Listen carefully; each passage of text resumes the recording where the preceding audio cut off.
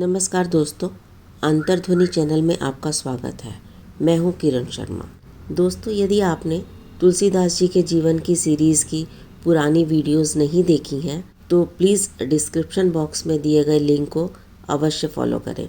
तो चलिए आगे बढ़ते हैं तुलसीदास जी की जीवन यात्रा के तीसरे कदम की ओर और जानते हैं कि तुलसीदास जी में कवित्व शक्ति कैसे जागृत हुई और कब उन्होंने रामचरितमानस की रचना आरंभ की।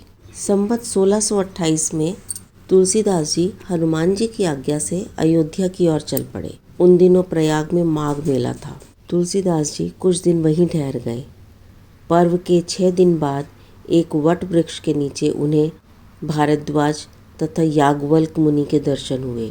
वहाँ उन दिनों वही कथा हो रही थी जो उन्होंने अपने गुरु नरहरि जी से सुनी थी। वहाँ से ये काशी चले आए और प्रहलाद घाट पर एक ब्राह्मण के घर निवास किया। वहीं उनके अंदर कवित्व शक्ति का अंकुरण हुआ और इन्होंने संस्कृत में पद्य रचना आरंभ कर दी। लेकिन हुआ क्या? ये जिन पद्यों की रचना दिन में करते, रात्रि में वे सब गायब हो जाते। यह घटना प्रतिदिन घटने लगी। 8वें दिन तुलसीदास जी को स्वप्न आया जिसमें भगवान शंकर ने उन्हें आदेश दिया कि वे अपनी जन सामान्य की भाषा में रचना करें।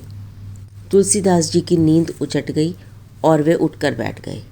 तभी भगवान शंकर और माता पार्वती ने उन्हें साक्षात दर्शन दिए और कहा कि तुम अयोध्या में जाकर रहो और हिंदी अर्थात उस समय की लोकल भाषा में काव्य रचना करो।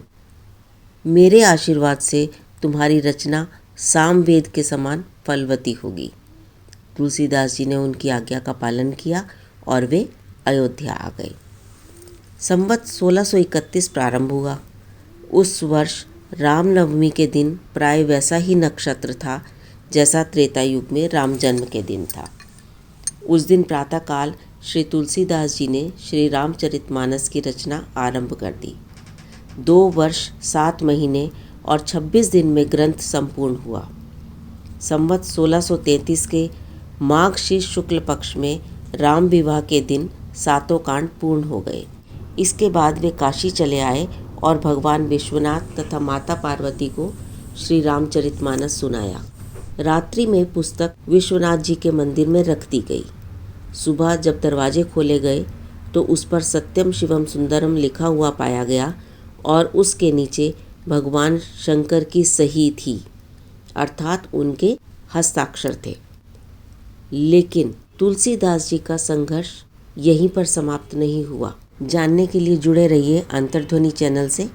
हमारी अगली वीडियो में जानेंगे महान संत तुलसीदास जी के संघर्षमय जीवन के बारे में, उनकी रचनाओं के बारे में और कैसे वो भगवान में लीन हो गए। धन्यवाद।